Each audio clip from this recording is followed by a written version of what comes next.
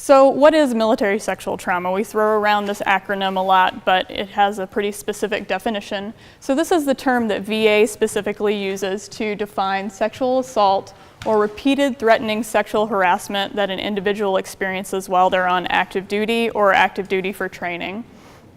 So the definition by federal law, of course, is there word for you. So basically, this is any sort of sexual activity that someone is involved with against their will. So a few examples for you. It could be being pressured into sexual activities, threats of consequences, some kind of offer of better treatment. Could also be that the individual is unable to consent, so they're intoxicated, they're unconscious, they've been drugged, any of those kinds of things.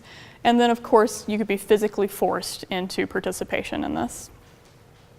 So MST can occur on or off base as long as the individual is on active duty at the time. It also doesn't matter who the perpetrator is. So the perpetrator could be male or female, it could be a military personnel, it could not be, could be a spouse, could be an intimate partner, a stranger. It doesn't matter as far as VA is concerned who perpetrates. And also, it's important to note that veterans from all eras of service report having experienced MST. So this isn't really a new problem, it's just something that is being paid closer attention to right now. It's difficult to really toss around numbers with regard to prevalence rates because sexual assault is something that is frequently very underreported for a variety of reasons. Within VA, like I mentioned, we do screen everyone that comes in for treatment for MST. So our numbers show that about 1 in 5 women and about 1 in 100 men have experienced this. And that runs the gamut, like I mentioned, from sexual assault to threatening sexual harassment. It's also important to think about that although women do experience MST at higher proportions than men, because of the differential numbers of men versus women in the military, there's still a very substantial number of men who have experienced MST. So just talking a little bit about eligibility in MST services. So generally speaking within VA, and you all may know this, individuals who enlisted after September of 1980 or who entered active duty service after October of 1981 must have served 24 continuous months or the full period for which they were called to active duty in order to be eligible for VA services. So you also must have separated under any condition other than dishonorable. Now, with regard to MST, these requirements don't necessarily apply. So individuals who have separated under other conditions or who haven't served that full term of service are typically eligible for MST-related care in spite of not meeting those other requirements. There are also some other exceptions to those requirements. So if you or folks that you know are curious about that, it's important to talk with eligibility at your local VA and find out, because it's better to ask and find out that you were wrong about not being eligible than just kind of go forward and thinking that you weren't eligible. So recently, the Veterans Access, Choice, and Accountability Act changed a little bit of how we offer VA services for MST and actually expanded our services, which is a nice thing. So previously, if someone experienced a sexual assault or sexual harassment on a drill weekend, they were not eligible for free MST-related care at VA. But now they've changed that, so if those things occur during drill weekends, they are now eligible to receive those free services at VA. Also, we're now authorized to provide MST-related services to active duty service members without a referral from a TRICARE provider or from a military treatment facility. So that makes it a little bit easier, a little bit more accessible. So as I mentioned, we provide free care for all physical and mental health conditions related to MST. So that includes injuries that may have been incurred during the experience, that includes mental health conditions that were developed afterwards. There is no VA disability rating or service connection that is required in order to receive these services. There's also no specific diagnosis required. So we hear a lot about PTSD, post-traumatic stress disorder, when it comes to trauma. But that's clearly not the only condition that someone can develop following a trauma like this. So there's no requirement. The only requirement is that they have had the experience and that they're now struggling with something. And as I already mentioned, veterans can receive care even if they're not eligible for other VA care. So the way that that works, if someone perhaps hadn't served that full term of service, or they had been dishonorably discharged or something like that, is that they would come to VA and only their visits related to the condition that is related to the MST would be covered. So they couldn't potentially see a primary care doctor to go in and be seen for a cold, but they could come see a psychologist for treatment of whatever mental health concern that they were struggling with.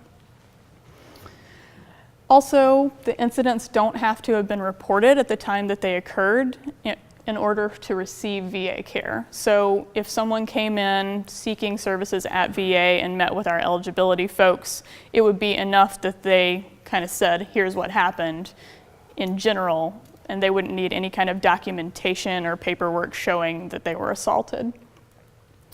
Also, it's important to note that we do honor veteran requests for gender of provider. So if someone is interested in seeing a provider of the opposite gender or the same gender, then we can accommodate that. And residential and inpatient care is also available. We don't provide those services here at the VA St. Louis, but those programs are available at other VAs throughout the country. And so we can facilitate that process of folks getting that kind of level of care if they need it. So talking a little bit about MST-related care here at VA St. Louis, our treatment for MST-related conditions with regard to mental health conditions is provided through the VA mental health clinics. We have one down here at Jefferson Barracks at our campus and also at the John Cochran Hospital up on North Grand. We have psychiatry services for medication management, so that would be meeting with an MD, just talking about medications and medication reactions. And then psychologists and social workers within those clinics provide psychotherapy. We actually provide some very good evidence-based psychotherapy with regard to trauma-related symptoms. We also have both group and individual treatment available. So we have groups targeting a lot of different issues. We have specific trauma-related groups that kind of target things that are directly related to trauma. We also have more general groups, so for mood, stress management. We also have groups teaching skills in the areas of distress tolerance, emotion regulation, interpersonal skills. And then also, as you all may or may not be familiar with, sometimes folks who have experienced trauma in the military aren't terribly comfortable seeking services at VA because that can be an experience that's uncomfortable for them due to the triggering nature of being at another military facility. So it is possible for folks to have their care, we call it fee-based, out to a civilian provider if they're more comfortable with that kind of a situation. So accessing care, there are a variety of different ways that this can happen. So if someone is already in the VA system and receiving services, they can ask their existing VA provider for a referral. They can also contact me if they're local or their MST coordinator at their local VA facility. And if someone is just coming into the VA system, you can go straight through eligibility. Our eligibility office is great. We have one here at JB and also one at JC. And then the OEF-OIF coordinator is also a good point of contact for folks who were deployed during those conflicts. A lot of different places where you can seek more information on this, so I've only given you kind of a brief overview. This is clearly not as in-depth as it could have been. So there are VA internet websites that detail information about MST.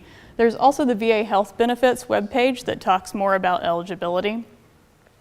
And then I myself have designed an MST information website for our local VA, so that has an overview and a lot of frequently asked questions there. And then my contact information is here, as well as the contact information for our enrollment coordinator, Anthony Luke. He's in our eligibility office and he's excellent. So all of those are resources that y'all could access potentially if you needed to. Next slide. So that's it. Any questions for me about this topic?